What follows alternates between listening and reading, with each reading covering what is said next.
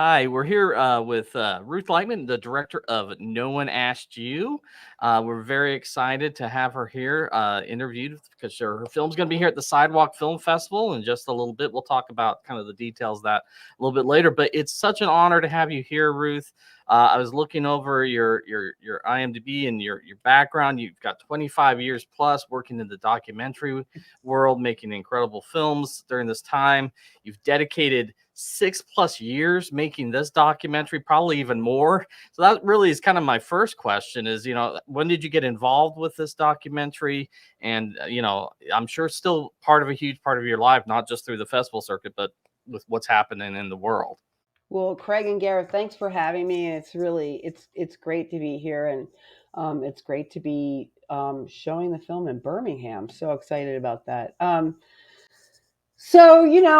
met Liz in 2012 at a conference, Netroots Nation. It's a grassroots organizing conference that happens, and she was there with her book, and she wrote this incredible essay about her abortion story, and I loved it. It's from her book Liz Free or Die, and that was in 2012, and cut to the night that Trump was elected, and I thought, wow, things are going to get a lot worse for a lot of issues that I really care about, specifically abortion access. And so, like Liz often was, whenever anything horrible happens, she's on MSNBC or some podcast or some television station trying to make sense out of the things that make no sense. And so I thought, Liz is going to be my lifeline, and what she and her organization do are going to be the way that I just sort of get through all of this. And it was sort of for sort of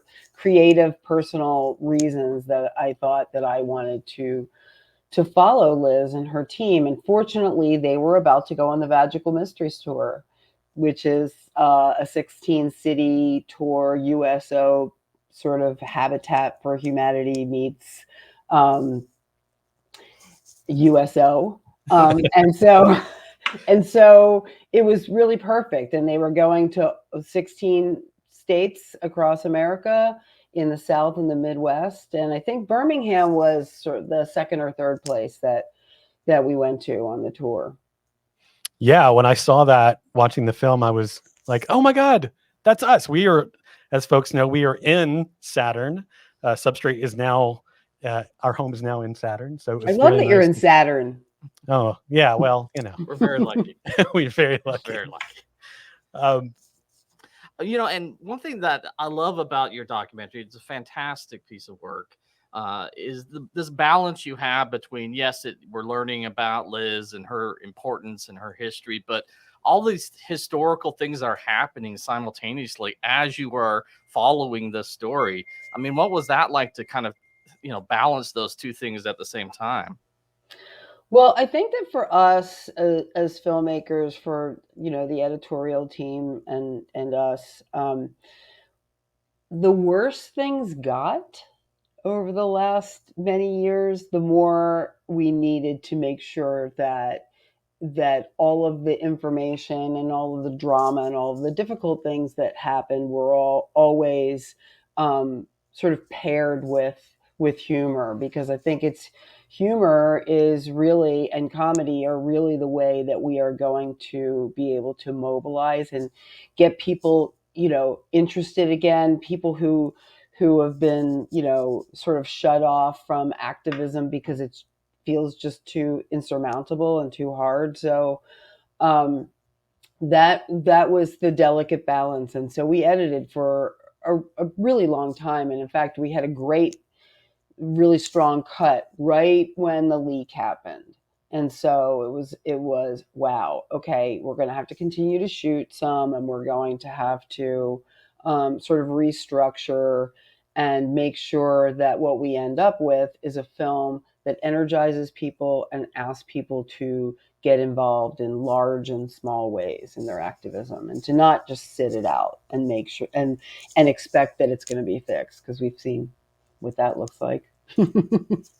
So I imagine after Dobbs that it did take a turn of probably, where do we go with this? Did you have an edit where you were like, this is way too dark, or this is not where we wanted this to go, where you did have to punch, so to speak, punch it up to bring some more of that humor to cope? Really, I guess is the question. Was that found in the edit, like you said? Can you talk a little bit more about that? Sure. Yeah. I mean, there were cuts that were, that were darker, and certainly Dobbs, the overturn of Roe, and the Dobbs decision made it darker. Um, you know, we were really in the we're going to follow all of these different clinics and all of these stakeholders in these various states. And we knew that one of them would be the race to the bottom state. Maybe it would be Mississippi, maybe it would be Texas, maybe, who were going to get it to the Supreme Court. And that being the case, that would overturn Roe. And we were pretty sure that it would be Mississippi. And so I think what emerged was, you have Kim and Dorinda and the Pink House defenders in Mississippi who were just so committed and so earnest and so broken when the Dobbs decision came down, and they really are an important, emotional heart of the film, and so even making sure that we went back through the material to find footage that had the Pink House defenders also being funny too, not just the comics, not just Liz and the team being funny, but the clinic defenders, or even the antis, the antis saying ridiculous things um, that we would hold on for a little bit, just to sort of show, wow, there's really humor in how clueless they are. Yeah, the scene that comes to mind is when they can't find their car. Yeah. Yeah. I mean, but I'm assuming that's something you go, we got to put that in. I mean, that was something that really made me chuckle, and the contrast of how much they did, because they probably did see each other every day, or this weird relationship did form. That was an interesting thing to see. Right. It's like going to work with your enemies. Like your colleagues become your enemies, but they're still human. And I think, Dorinda and the Pink House defenders treated them like they were human, even though they exhibited pretty inhumane behavior. So, and it was really great to see, Liz and the team, and then all of the clinic defenders, sort of known as the Scrappies, um, really come together in realizing, wow, we have to identify some of these people. These are the people who, were at the Capitol on January 6th. And actually, I should say that Coleman, who couldn't find his car that day, who you meet at the Pink House, he and several of his comrades have actually faced some federal charges since. So we're working on a new epilogue. That was my Yeah. next question. I mean, what would a sequel look like? Where are we now? Like, what do we do now?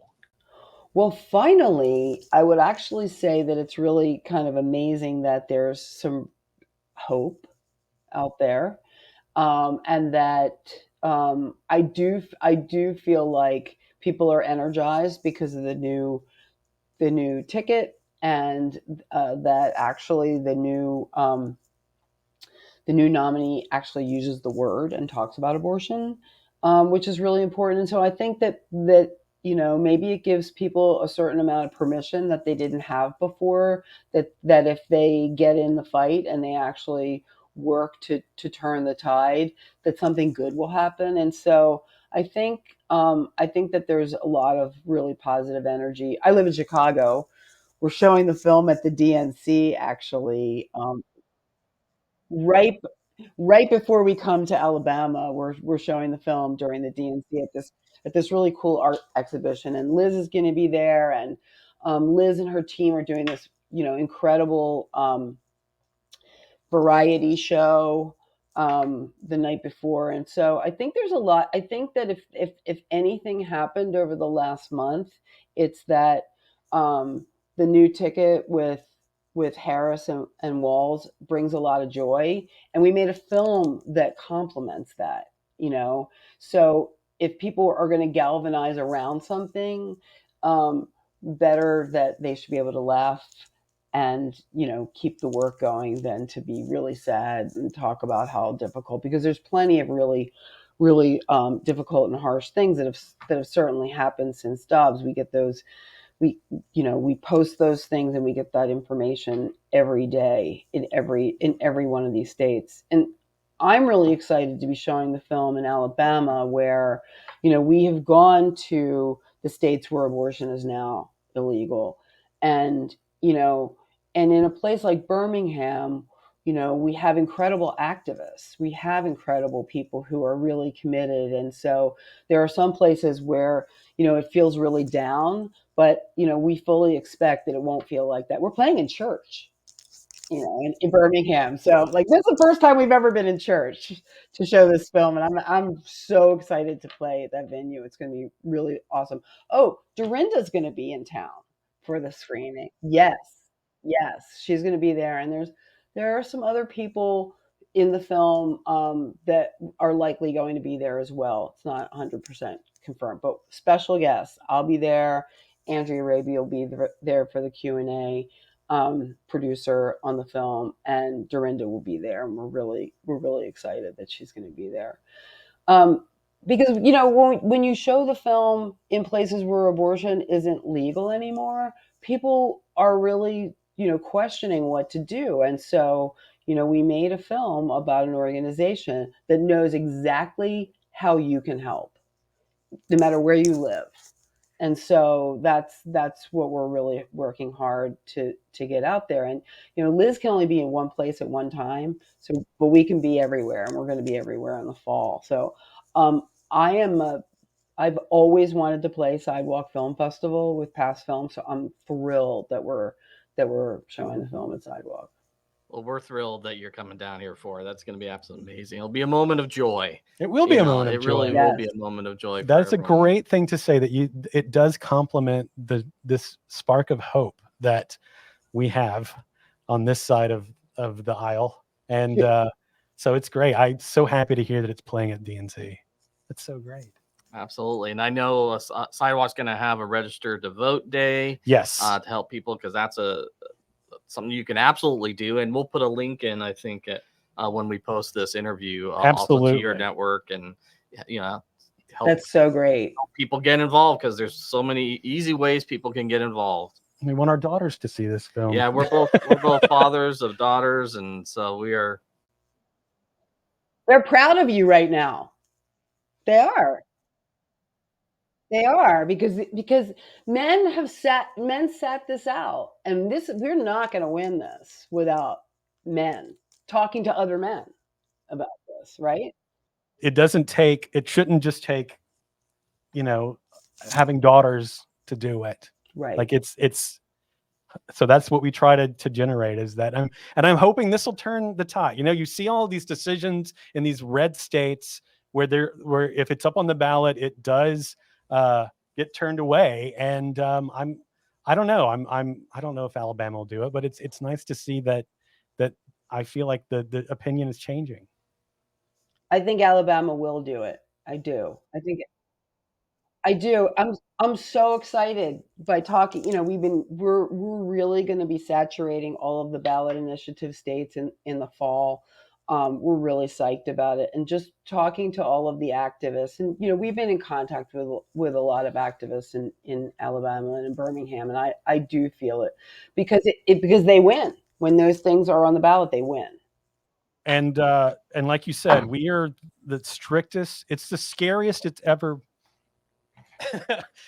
been for our daughters. Like they're terrified, and you know, it's terrifying. So I'm hoping that you're right, and that we're going to see something amazing happen because of it. Well, and films like this can really inspire a lot of people. Absolutely. So thank you for making it. It really has inspired us. Yes. And before we wrap up, I want to talk about Liz just for a second, because she's obviously the center of the film, and she's such an amazing comedian and activist. And this is also a kind of it honors her career and just her activism. When did you meet? You guys met, like you said, in 2012. But I'm assuming, did she have a lot of input into the way that the film went from a directorial perspective, from an editing perspective? How involved? We showed her things along the way. We decided very early on, it actually gives the film and the organization a lot of authenticity and credibility for her to not be um, creatively involved in the process. And we decided that very early on by design, and I think it really serves us both, because it's not she was never a celebrity with a fluff organization. She's the hardest working person. Her team works so hard. She works so hard. We're exhausted because we've been following her for 6.5 years. Oh my gosh.